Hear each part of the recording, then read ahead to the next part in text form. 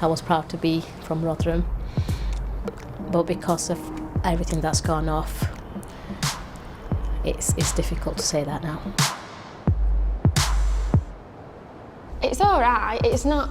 I don't think it's all bad. There's good and bad everywhere, really, but it's not where I want to be forever. Definitely not. There's bad in everybody, like, don't matter what colour, creed there is. I think, you know, what's done is done, but you've got to pick your lives up again. You never expect it to happen in a town that you live in. I think it's the evil of some people you can never quite believe.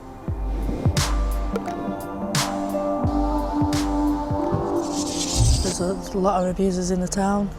The town's full of them. I'll never go back to Rotherham. I won't want my children growing up in Rotherham either.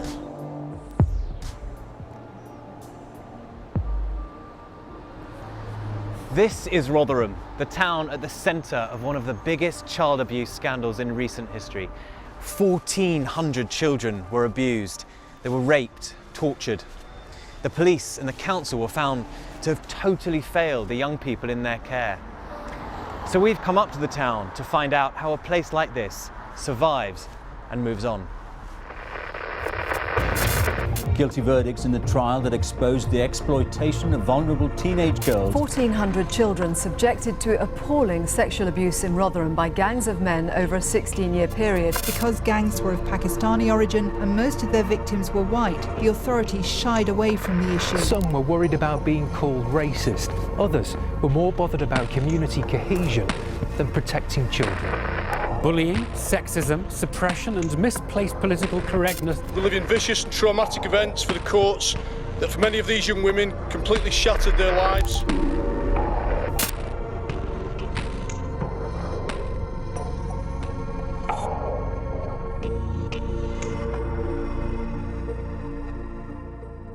At first I thought he was a bit freaky, and then he just seemed to be really nice. Like, always give me compliments. He used to always cuddle me, kiss me, and tell me that he loved me. And then he used to always text me with nice things. He used to always ring me when I was in school to meet him. He always said that he'd never let anybody hurt me. And then one of the days he attacked me, and I couldn't breathe.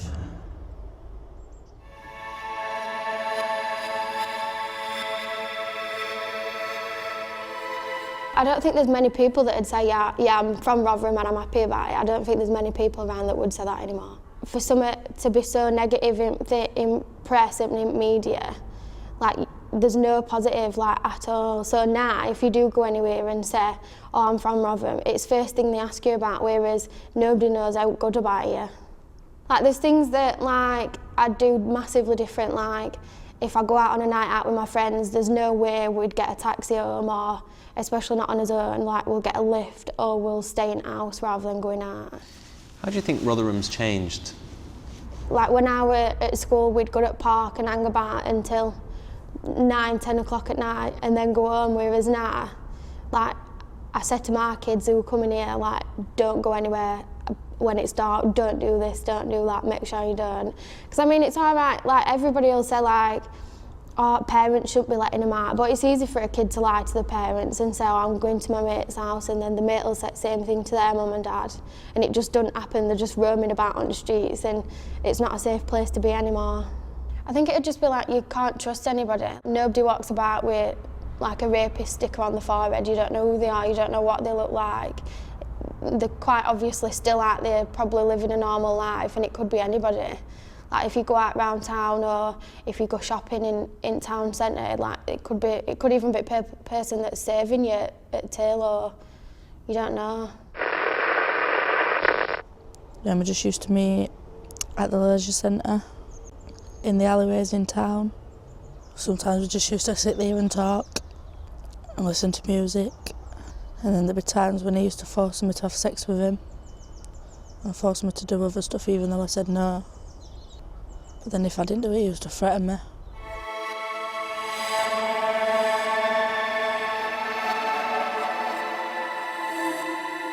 I totally, against it, what they've done. I know we don't, we're just like normal, people, like anybody, don't matter about colour, religion. You know, it's just we just trying to make a living in the day, and just, you know, they can't point fingers at, you know, any person. What's it like for you being a cab driver now in Rotherham? It's affected it, you know, a lot, because people, you know, are nervous about it. You know, they're probably scared, I don't know. But you don't know what they're thinking in the back of their mind, honestly. Trade has been affected sometimes, you know. Have you had abuse? It's just, you know, one of the customers on weekend, you know, outside in town, picked them up, like, two lads, one lass. And they just, you know, trying to ask me, you know, what do you think about it? I said, it's bad what's happened. And then they're on about it, right up to me ears, and they're swearing and everything, you know. It's terrible. I was stressed, honestly, at that time. You know, just abuse, that's the word of it. Recently, you know, abusing me, like. I thought it was normal. I thought it's what girls did. So there was a lot of girls that did it. So to me it was normal. He had his arm around my throat, and then he had his hand digging in my back. And just, he was so abusive. Called me a white bitch, told me he was going to kill me. And the more I tried to get out of it, the more he strangled me and dug his hand in my back. To the point where I thought I was actually going to pass out. And then he eventually let go and he like threw me. So I fell on the floor.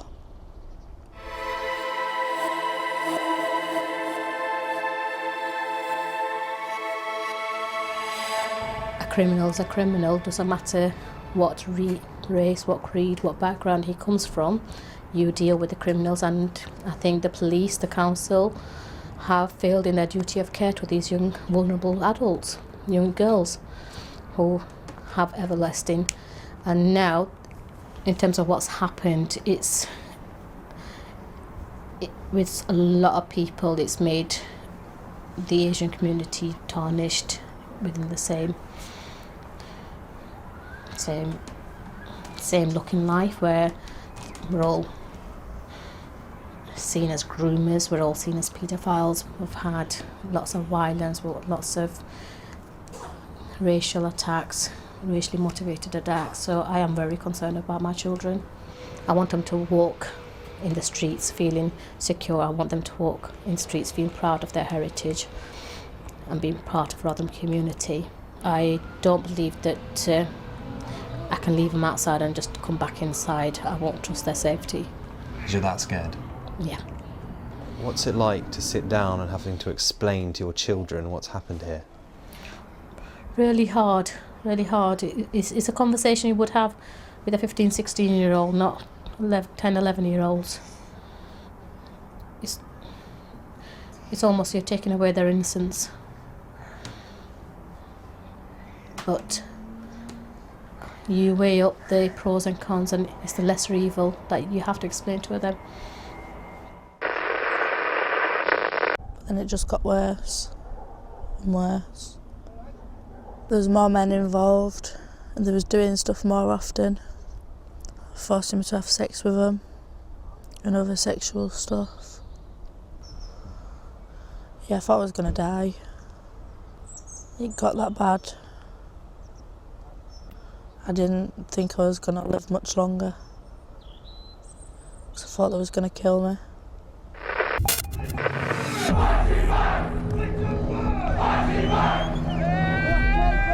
At times, Rotherham has felt like a deeply divided town, marked by blame and suspicion.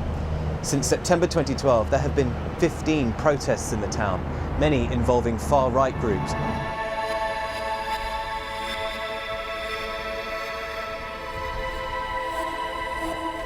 There's nothing to stop anybody at any time going anywhere over the town centre and having a protest, and that does affect kind of customers, just because if you can't walk up and down certain streets, it directly affects your trade. There's no way about it, and it's tough when streets are closed to have protests.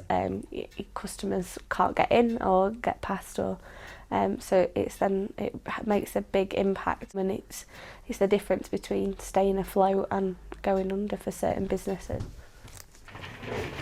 It's hard to remember the time before not knowing, sort of thing. You find out more information, you want to know what happened and what went wrong, and then you go through the kind of acceptance and how you move forward and making sure that everyone gets justice, making sure that you know that it never happens again, that the things are in place so that people feel comfortable to move forward, and that everyone feels comfortable to go to people when things do go wrong. And it is a journey, and I think the town's been through it together. And I think now, especially with there being more support in place, more knowledge, more acceptance, that we are now in a place that people understand the issues a lot more than they ever did before. It was just like, what's the point in trying to tell people if they're not going to listen, if they're not going to help me? It's like, where do I go? Who can I turn to? I was called a liar for years. I didn't want to tell my family because I didn't want them to be mad at me. I used to self-harm because that just used to take the pain away.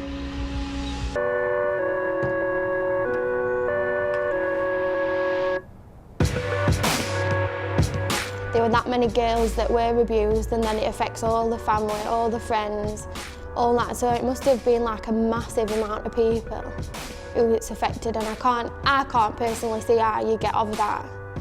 And obviously to know that some police knew about it and didn't do anything, and how far up it went, like, you can't trust anybody anymore.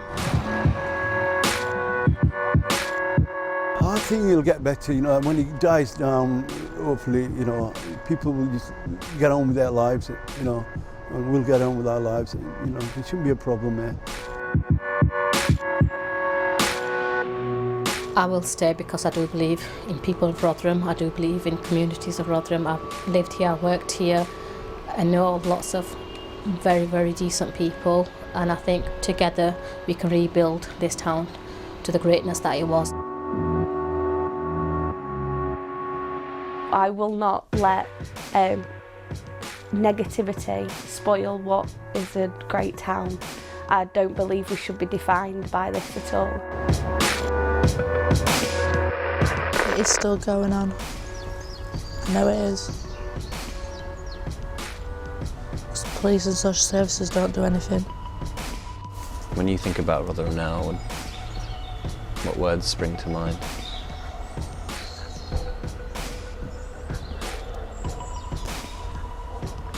The worst town ever.